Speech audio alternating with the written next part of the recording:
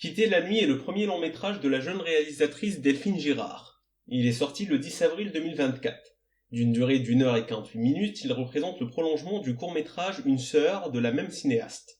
Celui-ci fut réalisé en 2018 et a été nommé à l'Oscar du meilleur court-métrage. Quitter la nuit est inspiré d'une histoire vraie qui s'est passée aux États-Unis où une jeune femme a pu être sauvée grâce à l'intervention d'une opératrice par téléphone. Le film a pour sujet le viol que peuvent subir des femmes dans des circonstances qui ne semblent point s'apprêter à un tel crime.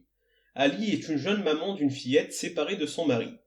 Dans une soirée, elle retrouve Dari, une connaissance, plus précisément l'ami de son ami. Ils sympathisent ensemble et quittent la soirée pour aller boire un verre dans un bar. Comme il était tard, tout était fermé. Alors, ils décident d'acheter une bouteille de vodka pour la partager dans la voiture. Dari lui suggère de partir ensemble chez elle, prétendant que chez lui il avait un colocataire. Au final, la dame lui demande de la ramener chez elle. C'est là qu'il va la violer. Puis il reprendra le volant. Ali lui dit qu'elle allait appeler sa sœur au téléphone mais appellera plutôt la police. Elle tombe sur une femme qui s'appelle Anna.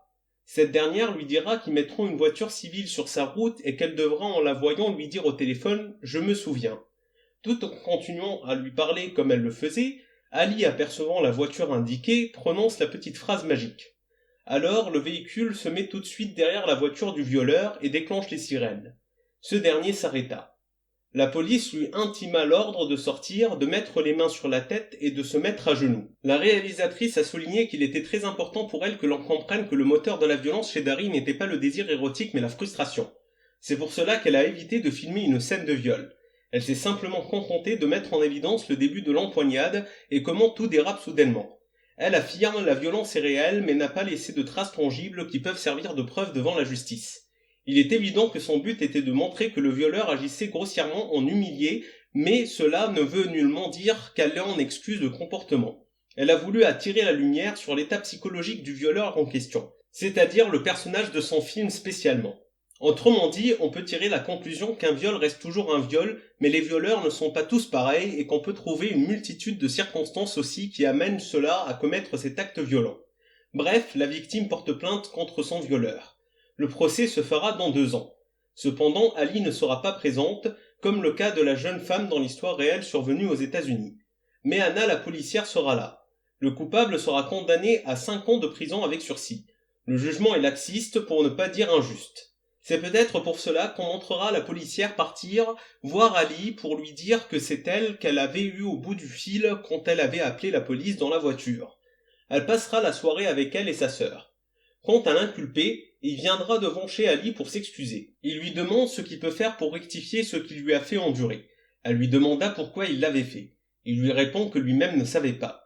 Ce court dialogue met en évidence l'analyse faite par la réalisatrice en montrant l'incompréhension de part et d'autre de cet acte barbare et irresponsable, ainsi que le sentiment de culpabilité chez la personne du violeur, qui désire réparer l'irréparable, comme s'il disait « si je pouvais revenir dans le temps, cela ne se produirait pas ». À la fin du film, on montre les 3 femmes, Anna et les 2 sœurs avec la petite fille dans la maison en train de préparer la table pour petit déjeuner.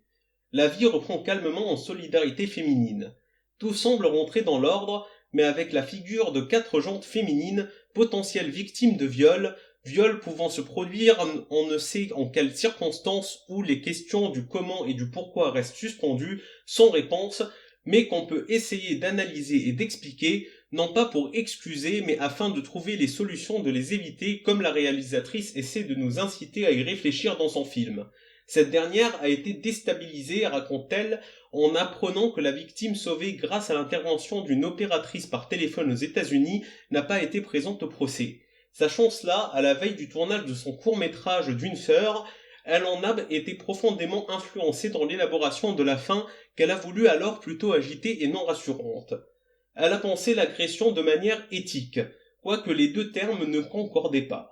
Delphine Girard est loin d'être d'accord avec les scènes de violence envers les femmes au cinéma. Elle trouve qu'elles ne sont qu'un prétexte à une érotisation ou qui produisent une sidération totale. Le film est donc vraiment une innovation dans ce sens. Il est intelligent à plusieurs égards.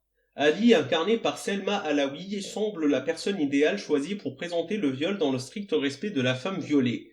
permettant en même temps de montrer le violeur en pleine humiliation de sa propre virilité maquillée de frustration, conduisant à un acte insensé, obscène et irréfléchi. Anna est incarnée par la talentueuse Verlet, qui dès qu'elle bouge, selon l'expression de la réalisatrice, tout son corps change et sa manière de bouger se modifie, dessinant ainsi une musique féminine d'émancipation.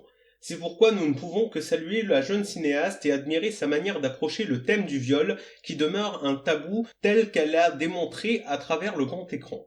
Un film franchement à voir et à analyser. Merci d'être resté jusqu'à la fin. Si la vidéo vous a plu, n'oubliez pas de mettre un like, de commenter, de vous abonner pour ne rater aucune de nos vidéos.